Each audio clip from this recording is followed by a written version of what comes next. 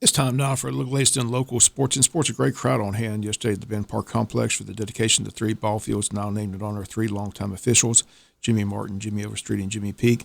Family and friends gathered for the ceremony. Several speakers on the program, including Steve McGregor and former rec directors Greg Walker and Steve Card, all on hand for the event. Here were some of the comments by former rec director Steve Card. It's fitting that it's happening on opening day, right? Happening on a day that these three guys thrived. They thrived at different times in their life, and I'll go into a couple stories of kind of how I knew them in my time here.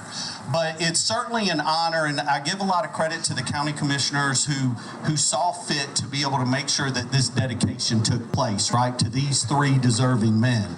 And also for many of the ambassadors out here in Wayne County who made sure that they pushed this to make sure that this will go on for generations and for decades to come.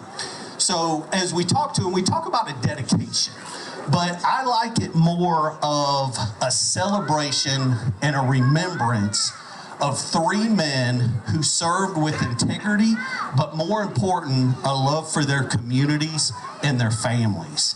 As I know Jimmy, and Jimmy, as many of them, obviously it was the three Jimmys, it's interesting. It's interesting when I had a relationship with them that was a little different than just the officials, right? So I had a relationship with them with Jimmy Martin, who worked with me as a night supervisor, had Jimmy Peak, who coached his grandsons, and also had Jimmy Overstreet was still an official with us. And so what's interesting with them is the generations of impact that they're going to leave. Not just with their families, right? Because that's given. Their families, it shows the impact that they had to want to make sure that they want to be Wayne Countyans and continue that great sense of community here. But also for the generations that they'll never know about. And what I mean by that is through their time here is maybe having a conversation with a coach, having a conversation that they always did with kids on the field, or leaning against a fence and having a conversation with parents out there. That's true generational leadership that they have shown and a true love for the community. So, and again, those comments of former rec director Steve Card. Once again, the three fields now named in honor and memory of Jimmy Martin, Jimmy Peak, and Jimmy Overstreet. Recreation opened last night. Here's the scoreboard in 8U softball. The Jackets and Lady Pirates tied 3-3. The Minions lost to the Dirt Diamonds 6-2. And 10U softball was the Jackets 19, Deacons 2. 10U baseball, a good game between the Reds and the Braves. Reds win 6-5. The Blue Jays down the Diamondbacks 7-4. And 12U baseball was the Braves 4, Yankees 1. Phillies 7, Mariners 4. In 8U baseball, the Braves shut out the Yankees 4-0. The Bees beat the Mariners 10-4, and the White Sox beat the Blue Jays 9-1. Again, the recreation season officially open now in Wayne County. Wayne County hosted the region tennis tournament yesterday at the tennis courts. Both the boys and girls qualified for state. The girls finished second in the region, defeating the Islands 3-0, but lost to Southeast Bullock 3-1. The boys lost both to Southeast Bullock and the Islands, and they finished fourth in the region, and both qualifying for the state tennis tournament. Our congrats to the Arthur Williams soccer team. Girls soccer team, they won the championship on Monday by a final score of 4-0 over Long County. Once again, the Arthur Williams girls conference champions in girls soccer. JV boys lost Monday to Glen Academy, that final 4-0. Today, the varsity soccer teams are in action. They host Coffee County here at Wayne County's soccer field. Girls match at 5, boys match at 7.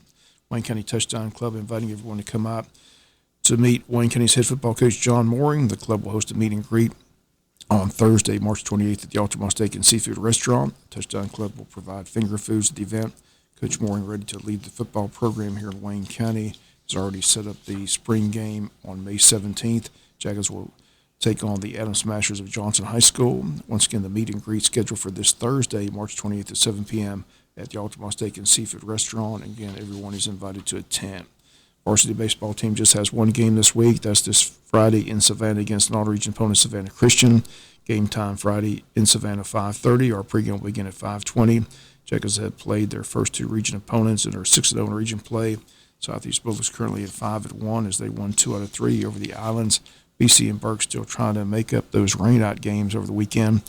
Again, BC currently 3-1 in region play. Islands 2-4. Burke 0-4. New Hampstead 0-6.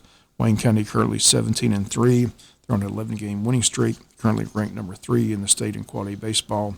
Once again, just one game this week, Friday in Savannah against Savannah Christian. Wayne County High School Athletic Department hosting a fundraising golf tournament at the Pine Forest Country Club. That date is Saturday, April the 20th, with a shotgun start at 8:15 a.m. 4-person teams at the cost of $400 per team. Sign your team up. Simply contact the Pro Shop at the Pine Forest Country Club. That number 912-427-6505.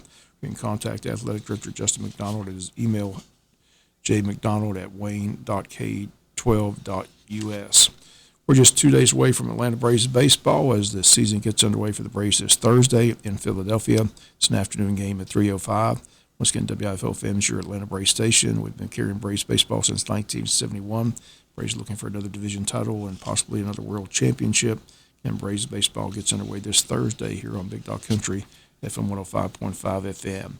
And Dodger star O'Shea Ohtani says he never gambled on baseball, that it was his interpreter who did and stole $4.5 million of his money.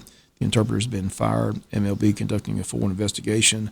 They state the federal government also doing a full investigation as betting on baseball, the cardinal sin of baseball, just as Pete Rose. That's going to do it for the latest in local sports.